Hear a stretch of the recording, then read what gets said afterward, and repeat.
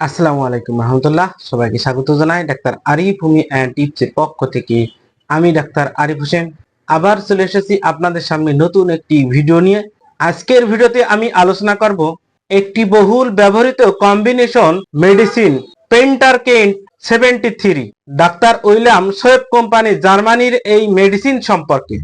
এই ঔষধটি কি এবং কোন সমস্যায় ব্যবহার করা হয়, ঔষধ সেবনের নিয়মও বলে দিব।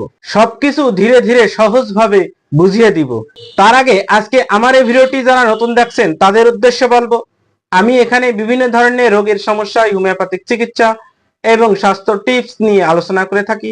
আমার এই চ্যানেলটিকে অবশ্যই সাবস্ক্রাইব করুন এবং নতুন নতুন ভিডিওর আপডেট সবার আগে পেতে অবশ্যই বেল আইকনটি প্রেস করুন। পিটিকে 73 বা পেন্টারকেন্ট 73 কি? এটি ডাক্তার উইলিয়াম সোয়েব কোম্পানি জার্মানির একটি মেডিসিন। পিটিকে 73 জার্মানির ডক্টর উইলিয়াম সোয়েব কোম্পানির কম্বিনেশন ধরনের প্রস্তুতি, যা শরীরে বিভিন্ন ধরনের ব্যথা, টান, অস্বস্তি বা স্নায়বিক সমস্যা সাপোর্টিভ হিসেবে ব্যবহার করা হয়ে থাকে। এই ধরনের ঔষধ মূলত শরীরে বিভিন্ন ধরনের ব্যথা কমাতে এবং স্বস্তি দেওয়ার জন্য সহায়ক হতে পারে। তবে এটি কোনো ম্যাজিক ঔষধ নয়, রোগী অনুযায়ী ফলাফল ভিন্ন হতে পারে। পেন্টারকেন্ট 73 কোন কোন সমস্যায় ব্যবহার করা হয়ে থাকে? মাংসপেশির ব্যথা, অনেক সময় ভারী কাজ, ভুলভাবে বসা বা অতিরিক্ত পরিশ্রমের কারণে পেশিতে টান লাগা বা ব্যথা হওয়া।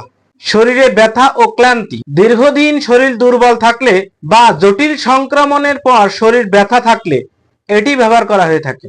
স্নায়বিক টান বা অস্বস্তি, কিছু ক্ষেত্রে স্নায়ুর কারণে শরীরে খোঁচা বা টান ধরনের ব্যথার ক্ষেত্রে ব্যবহার করা হয়।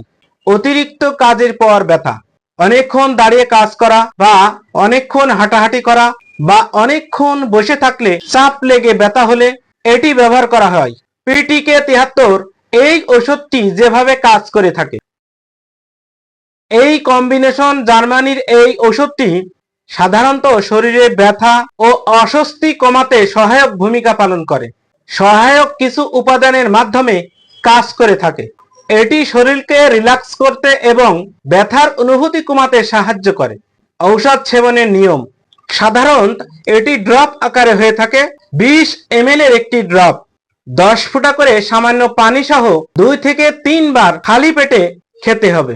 রোগীর অবস্থা অনুযায়ী ঘন ঘন প্রয়োগ হতে পারে। ভিডিওটি যদি ভালো লাগে অবশ্যই লাইক, কমেন্ট এবং শেয়ার করুন এবং আমার এই চ্যানেলটি অবশ্যই সাবস্ক্রাইব করুন।